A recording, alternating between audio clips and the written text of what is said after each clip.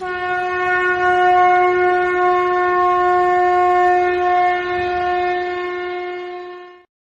दोस्तों, जय श्री महाकाल, ओम नमः शिवाय, जय माता दी। हमारे चैनल में एक बार फिर से आपका स्वागत है दोस्तों। आशा करती हूँ आप सब स्वस्थ होंगे, खुश होंगे। भगवान भोलेनाथ की कृपा आप सब पर हमेशा ऐसे ही बनी रहे।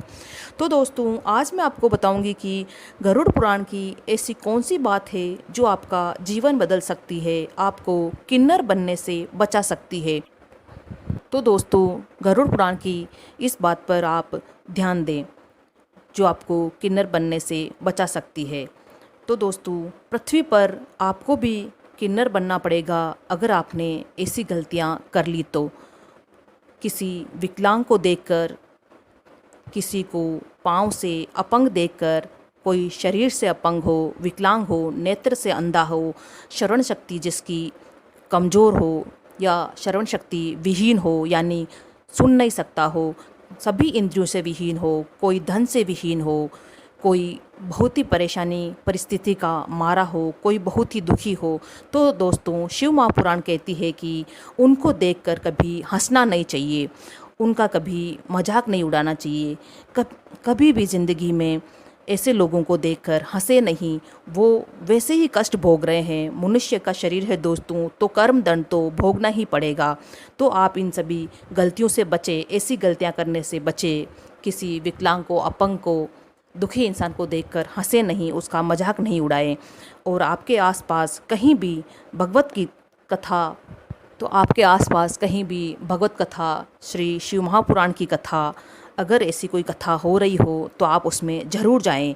इन सभी चीज़ों को बचने के लिए, जो आपने कुछ अगर आपने किसी की मजाक उड़ाया है, किसी को देख के हंसे हैं, तो इन सब चीज़ों से बचने के लिए आप शिव महापुराण की कथा में, भगवत पुराण में, भगवत कथा में ज़रूर जाएं।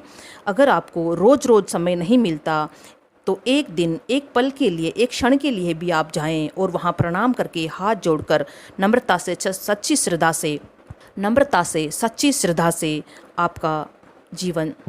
अगर आपको रोज़ रोज़ समय नहीं मिलता तो आप एक दिन, एक पल के लिए, एक क्षण के लिए भी जाएं और वहाँ सच्ची श्रद्धा से हाथ जोड़कर प्रणाम करें, नम्रता से, तो आपका जीवन धन्य हो जाएगा। एक पल के लिए ही आप जाए शंकर जी की कथा में। अगर आप एक पल के लिए भी शंकर जी की कथा में जाते हैं तो भगवान शंकर जी के आप रिश्तेदार बन जाएंगे। इतना इस कथा का महत्व है। अगर आप एक क्षण के लिए भी आप शिव जी की कथा में पहुंचते हैं तो आपको वैकुंठ जाने से कोई नहीं रोक सकता। तो अगर आपको अपना जीवन सफल करना है, तो किन्नर बनने से अगर आपको बचना है, तो आप भगवान शंकर जी की कथा में ज़रूर जाएं, ज़रूर श्रवण करें। और किसी भी विकलांग को, अपंग को, दुखों से मारे हुए व्यक्ति पर हंसे नहीं, उसका मजाक नहीं उड़ाए। कृपया इस बात का बहुत ध्यान रखें। तो दोस्तों, फिर मिलते हैं एक नई जानकारी के साथ, एक नए उपाय के साथ। तब तक के लिए दोस्तों, जय श्री महाकाल, ओम नमः शिवाय, जय माता दी।